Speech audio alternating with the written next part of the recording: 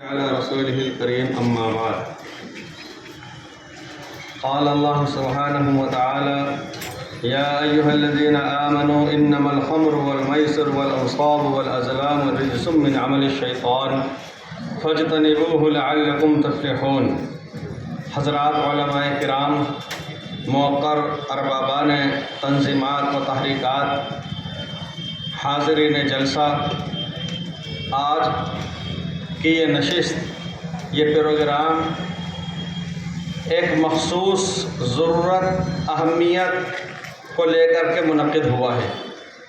ہمارا آپ کا مقصد آج کے اس پروگرام کے ذریعے ایک ایسی نازک اور خطرناک چیز جو ہمارے نوجوانوں کو خاص طور پر اور عمومی طور پر انسانیت کے لیے بغیر کسی تفریق مذہب و ملت وہ مہلک ہے، برباد کرنے والی ہے، تباہ کرنے والی ہے، اور وہ چیز نشہ ہے۔ جس زمانے میں نشے کی دو ایک چیزیں لوگوں میں متعارف تھیں، جانی پہچانی جاتی تھیں، اس وقت وہ خطرناک مانی جاتی تھی۔ آج کے اس ترقی یافتہ دور میں نئے طریقے، سینکڑوں طریقے ایسے ایجاد ہو گئے ہیں جس کے ذریعے سے مختلف طور پر نشہ کیا جا رہا ہے۔ ہماری نوجوان نسل تو خاص طور سے تباہ اور برباد ہوتی چلی آ رہی ہے۔ مفتی شفیق صاحب محترم نے ایک بات کی طرف توجہ دلائی۔ قرآن حکیم نے جہاں ایمان والوں کو خیر الامم کہا اور جہاں پر ان کو نافع کہا ہے، لوگوں کو نفع پہنچانے والا بتلایا گیا ہے، جہاں ان کو بھیجا ہوا کہا گیا ہے، حدیث پاک کے اندر بھی ان کو بھیجا ہوا کہا گیا ہے، اور کہا گیا ہے انفع الناس من ينفع الناس، انفعہم خیر الناس انفعہم للناس، لوگوں میں سب سے بہتر وہ ہے جو لوگوں کو نفع پہنچائے۔ ایک طریقہ ہوتا ہے امر بالمعروف کرنے کا، بھلائیوں کا حکم کرنا، اچھائیوں کا حکم کرنا، نیکیوں کی طرف آمادہ کرنا، اچھائیوں کی طرف لے کر کے آنا، اور ایک ہے نہی عن المنکر، یعنی کہ برائی سے روکنے کے اقدامات کرنا۔ قرآن حکیم نے جس انداز سے امر بالمعروف کو بیان کیا ہے، بھلائیوں کے حکم کرنے کو بیان کیا ہے، اس کی طرف متوجہ کیا ہے، اسی طرح قرآن حکیم کے اندر نہی عن المنکر کے لیے بھی کہا گیا ہے، برائی سے روکنے کا بھی حکم دیا گیا ہے۔ جہاں ایمان والوں میں بہت سارے حضرات وہ امر بالمعروف کا فریضہ انجام دے رہے ہیں، وہیں پہ انسانیت کے لیے خاص طور سے علماء کے لیے یہ مقام ہے کہ وہ نہی عن المنکر کے اس فریضے کو زندہ کریں کہ جو فریضہ آج انسانیت سے ختم ہوتا چلا جا رہا ہے۔ قرآن حکیم کی جو آیت میں نے ابھی تلاوت کی، قرآن حکیم کی اس آیت کریمہ کے اندر حرام قرار دیا گیا ہے شراب کو، جوے کو، اور غیر اللہ کے نام کے اوپر چڑھاوے کے لیے قربان گاہیں بنا لی جاتی تھیں اس کو، اسی طریقے سے بدفعلیاں لینا، یہ وہ چیز ہیں جو انسانیت کو تباہ اور برباد کر دینے والی ہیں۔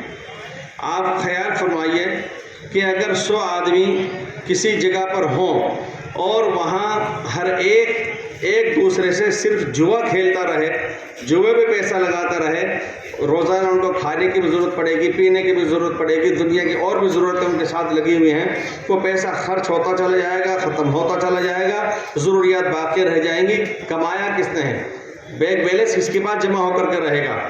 اس کے برخلاف اگر تجارت کی جاتی ہے، زراعت کی جاتی ہے، صنعت و حرفت مزدوری کی جاتی ہے، ملازمت کی جاتی ہے، ایک دوسرے کے کام آتا ہے، ایک دوسرے کی طرف کرنسی منتقل ہوتی ہے، اس کے اندر ترقی ہوتی ہے اقتصادی اعتبار سے، مالی اعتبار سے۔ تو قرآن حکیم نے ان چیزوں کو منع کیا جو انسانیت کے لیے نقصان دہ ہیں۔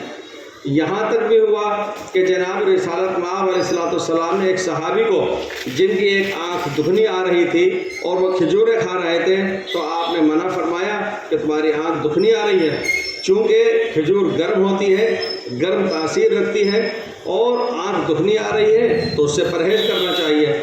حدیث پاک میں پرہیز کرنے کا حکم دیا گیا ہے۔ تو وہ چیز جو آج تباہ اور برباد کرنے پر لگی ہوئی ہے وہ چیز ہے جس کو آج نشہ کہا جاتا ہے۔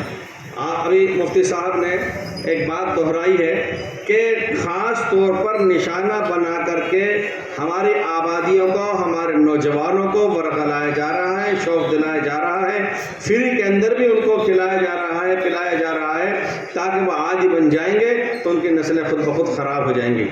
میں نے ابھی کچھ وقت کی باتیں، شاید 2 مہینے نہیں گزرے، کہ ایک بہت خوبصورت، حسین، جمیل، گورا لڑکا، شریف الطبع، لیکن اس کا انتقال ہو گیا۔ اس کے والد نے روتے ہوئے مجھے بتلایا کہ مفتی صاحب وہ 2 مہینے بستر پہ رہا ہے، اس کی بدن کے اوپر، ہڈیوں کے اوپر، ڈھانچے کے اوپر صرف کھال چڑھی ہوئی رہ گئی تھی۔ اس کو کچھ پانی بھی پلاتے تھے تو الٹی کر دیا کرتا تھا۔ وہ 2 مہینے بعد بیچارہ ختم ہو گیا۔ یہ نوبت کیوں آئی؟ انہوں نے بتلایا کہ غلط صحبت میں پڑ گیا تھا، اس طرح کے نشے کی چیزیں کھانے پینے لگا تھا، نئی قسم کی، وہ کہیں کا نہیں رہا۔ میرے دوستو، ایسے واقعات آپ حضرات اخبارات میں سن رہے ہیں، مجموعوں میں سن رہے ہیں کہ وہ عورت جس نے اپنی بچیوں کے لیے جہیز کی تیاری کے لیے اپنا زیور چھپا کر کے حفاظت سے رکھ رکھا تھا، وہ باپ جس نے اپنے ایک وقت کا کھانا قربان کر کے اور اپنے بیوی بچوں کا نوالا کم کر کے اور اپنی بچیوں کے جہیز کے لیے تھوڑا سا انتظام کر کے رکھا تھا، اگر کسی کو نشے وغیرہ کی لت لگ گئی، وہ لے جا کر کے سارا تباہ برباد کر کے آ گیا۔ اس طرف کون توجہ دے گا؟ یہاں پر میں ایک بات عرض کرنا چاہتا ہوں۔ ایک لطیفہ ہے، وہ واقعہ بھی ہو سکتا ہے، وہ لطیفہ بھی ہو سکتا ہے، میں اس کو درس عبرت کے طور پہ عرض کر رہا ہوں کہ ہم اس واقعے سے عبرت حاصل کر سکتے ہیں۔ وہ یہ سنا کہ کسی راجا نے کہ تالاب میں جب مہارانی نہانے کے لیے اترتی تھیں، ایک مرتبہ اس نے دیکھا کہ کوئی مگرمچھ نظر آیا۔ مہارانی گھبرا کر کے نکلی، اس نے کہا کہ مہاراج اس میں تو مگرمچھ ہے، وہ تو کبھی بھی نقصان پہنچا دے گا۔ مہاراج نے ایک شخص کی ڈیوٹی لگائی، اس کو ملازم رکھا کہ تمہارا کام یہ ہے کہ مگرمچھ پکڑنا ہے، اس کو ختم کرنا ہے۔ چنانچہ وہ تیار ہو گیا، ملازم بنا آ جاتا ڈیوٹی کے اوپر۔ ایک عرصہ گزر گیا لیکن مگرمچھ نہیں مارا گیا، نہ پکڑا گیا۔ مہاراج نے کہا کہ کیا بات ہے، وہ مگرمچھ تم نے اب تک نہیں پکڑا؟ مہارانی اس میں جا نہیں پا رہی ہیں، نہا نہیں رہی ہیں۔ تو اس نے کہا کہ صاحب ایسا ہے کہ مستقل طور پر تو کیسے 24 گھنٹے نگرانی کر سکتا ہوں، تو وہ بھائی 2 ملازم رکھ لو، ایک جاگتا رہے گا، ایک بیٹا رہے گا۔ جب اس طریقے سے تقسیم میں 2 ملازم رکھ لیے گئے، ایک عرصہ گزر گیا، پھر بھی ایسا نہیں ہوا۔ پوچھا گیا کہ بھائی وہ مگرمچھ پکڑا نہیں گیا؟ تو کہا گیا کہ جی وہ ایسا ہوتا، ہم نشانہ چاہتے ہوئے رہتے ہیں، پھر تھک جاتے ہیں، تھوڑا انتظار کرتے ہیں، جیسے وہ نمودار ہوتا ہے تو فوراً جیسے نشانہ باندھتے ہیں بندوق سے تو وہ فوراً اندر چلا جاتا ہے۔ تو کہا گیا کہ بھائی ایک اور ملازم ہونا چاہیے۔ چنانچہ 3 ملازم رکھ لیے گئے۔ ایک مرتبہ وہ جو نیا ملازم تھا، وہ پہلے دن ہی جیسے مگرمچھ نظر آیا، اس نے فوراً جو نشانہ باندھا ہے، ان دونوں نے اس کو مضبوطی سے پکڑا۔ کیا غضب کر رہا ہے یہ، کیا غضب کر رہا ہے؟ اس نے کہا کہ کیوں؟ ارے جب تک یہ ہے تبھی تک تو اپنی ڈیوٹی ہے، جس دن یہ ختم ہو گیا اپنی ملازمت ختم ہو جائے گی، اس کی تو اپنے کو حفاظت کرنی ہے۔ یہ میں نے جو واقعہ یا لطیفہ جو بھی سنایا ہے آپ کو، میں اس سے یہ ظاہر کرنا چاہتا ہوں کہ ایمان والوں کی شبیہ بگڑتی رہے، چھپتی رہے، ان کے اوپر لعنت ملامت برستی رہیں، ان کے فوٹو لے کر کے میڈیا پہ چھاپے جاتے رہیں، یہ نوجوان پڑا ہوا ہے، یہ اس نشے کی لت کے اندر ہے، اس نے ایسا کیا ہے، یہ بدنام ان کو کیا جاتا رہے۔ لکھنے کے اندر انداز چاہے ایسا ہو کہ جسے کہتے ہیں روتے ہوئے پوچھنا اور ہنستے ہوئے اڑانا، کھلی اڑانا، یہ فکر آپ کو اپنے طور پر، مجھے اپنے طور پر خود لینا ہوگی کہ جو لوگ اس کو چینلوں پہ چلا رہے ہیں، اخبارات میں چھاپ رہے ہیں، وہ اس کے اندر مخلص ہیں یا نہیں؟ وہ تو یہ چاہتے ہیں کہ یہ چیز ختم نہیں ہونا چاہیے، تبھی تو ہم اس کو چلاتے رہیں گے، چھاپتے رہیں گے، بدنام کرتے رہیں گے، ان کو رسوا کرتے رہیں گے۔ اس لیے اس فکر کو ہمیں اور آپ کو خود کو نبھانا ہوگا، اپنانا ہوگا۔ قرآن حکیم کے اندر یہ بات بھی فرمائی گئی اس سے اگلی آیت کے اندر کہ انما یرید الشیطان ان یوقع بینکم العداوۃ والبغضاء فی الخمر والمیسر، کہ شیطان تو یہ چاہتا ہی یہ ہے کہ تمہارے درمیان بغض، عناد، دشمنی، نفرت، کدورت پیدا کر دے، کو ڈال دے تو معلوم یہ ہوا کہ شراب اور نشہ اور جوا یہ وہ علتیں ہیں، وہ بیماریاں ہیں جس کے ذریعے سے انسانوں کے دل جڑتے نہیں بلکہ انسانوں کے دل ٹوٹ جاتے ہیں۔ اس لیے اس سلسلے میں ہمیں آپ کو کوشش کرنا چاہیے۔ اگر صحت ہے، تندرستی ہے تو بہت کچھ ہے، اگر صحت اور تندرستی نہیں ہے تو انسان کچھ نہیں کر سکتا۔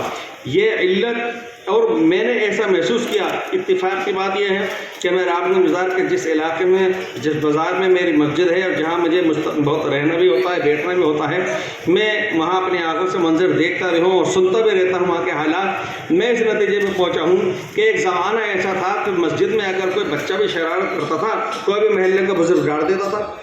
محلے کے اندر اگر دو لڑکے آپس کے اندر الجھ گئے تو محلے کا کوئی بھی بزرگ اگر ڈانٹ دیتا تھا تو وہ چپ ہو جاتا تھا۔ کسی لڑکے کی یہ ہمت اور مجال نہیں تھی کہ خود کا چاچا تایا ماما نہیں، بلکہ محلے میں کوئی بھی اگر بزرگ ہیں تو ان کے سامنے وہ عزت احترام سے پیش آتا تھا۔ کھانے دانے ہوتے تھے، کرسی کے اوپر اگر کوئی بیٹھا ہوا ہے، دیکھا کہ عمر رسید کوئی بزرگ آ گئے تو اس کے لیے جگہ چھوڑ دیا کرتا تھا۔ آج دوسرے کو ڈانٹنا کسی بزرگ کا تو بہت کچھ دور کی بات ہے، اپنے حقیقی بھتیجا بھانجوں کو ڈانٹنے کے لیے بھی سوچنا پڑ رہا ہے۔ تو میرے دوستو بزرگوں، وہ وقت اصلاح کا تربیت کا آسان تھا، آج دشواریاں پیش آئی ہیں۔ میں یہ عرض کرنا چاہ رہا ہوں کہ ہمارے ہاں میں محسوس کرتا ہوں کہ بہت سے لوگ یہ سمجھتے ہیں، شاید اگرچہ ایسا نہ ہو لیکن ہو یہ رہا ہے کہ اگر ہمارا بچہ 20-25 روپے روزانہ لا کر کے کما کے دے رہا ہے یا 1000-1500 روپے مہینہ ہمیں لا کے دے رہا ہے، اب ہمیں اس کو ڈانٹنے کا حق نہیں رہا، اب وہ جو چاہ رہے۔ میں نے اپنی آنکھوں سے وہ منظر دیکھے، جمعے کی نماز کے بعد میں نکلا، ایک جگہ موٹر سائیکل کے اوپر 3 لڑکے اور ان کی عمر 15 سال سے لے کر کے 12 سال سے 15 سال کے درمیان کی، تینوں کی خوبصورت معصوم کلی معلوم ہو رہے تھے، شریف معلوم ہو رہے تھے، اچھے گھرانے کے لگ رہے تھے اور بڑی بڑی سگریٹ پی رہے تھے۔ پہلے زمانے میں آپ کو یاد ہوگا کہ اگر کوئی بیڑی بھی پیتا ہوا ہوتا تھا، دیکھتا تھا کہ عمر میں کوئی بڑا آ گیا ہے، رشتے میں کوئی بڑا آ گیا ہے تو وہ پیچھے کو کر لیا کرتا تھا، رخ اپنا پھیر لیا کرتا تھا۔ بڑے بھی سوچتے تھے کہ بھئی عزت احترام کر رہا ہے، اپن بھی ذرا نظر صرف نظر کر کے چلے جائیں۔ تو میرے بزرگوں، ہمیں وہ ماحول واپس سے لانا ہوگا۔ ہمیں یہ کوشش کرنا چاہیے کہ ہم اپنے اپنے گھروں میں، اپنے اپنے خاندان میں، اپنی اپنی برادری اور سماج میں، اپنے اپنے محلے کے اندر یہ خیال کریں اور سوچیں کہ ہم میں سے کون سا ہمارا ایسا محلے والا ہے یا کون سا برادری والا ایسا ہے کہ جو اس لت کے اندر مبتلا ہے، کہ جو کسی بھی طرح کا نشہ کرتا ہے، اس کو سمجھوانے کی کوشش کیجیے۔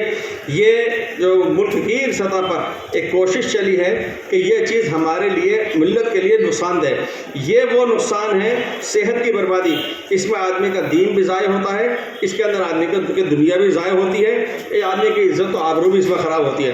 مجھے ایک صاحب نے بتلایا کہ ان کو لوگ بہت عزت پاکٹ سے کام لیا کرتے تھے، وہ باہر کے تھے، کہیں کسی مسجد میں آئے، لوگ ان کی طرف اچھی طرح متوجہ تھے۔ کسی نے بتلایا کہ صاحب یہ تو زندگی بس اڈے کے اوپر نشے کی لت کے اندر پڑے ہوئے تھے، وہ ساری کی ساری عزت ہاتھ میں مل گئی۔ تو یہ وہ چیز ہے جس سے کہ عزت بھی خراب ہوتی ہے، ذلت بھی ملتی ہے، آدمی معاشی اعتبار سے کہیں کا نہیں رہتا۔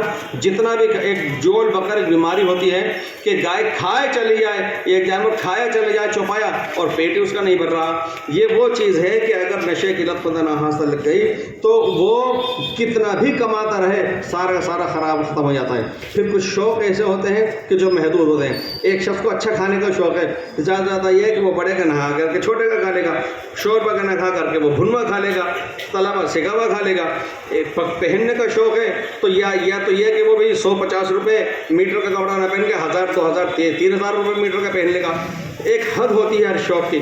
وہ گاڑی 2 ویلر نہیں 4 ویلر لے لے گا، 36 لاکھ کی لے لے گا، وہ جگہ وہ رہے گی تو صحیح ملکیت اپنے پاس۔ نشہ یہ 1 روپے سے بھی شروع ہوتا ہے اور یہ کروڑوں روپے میں بھی جا رہا ہے۔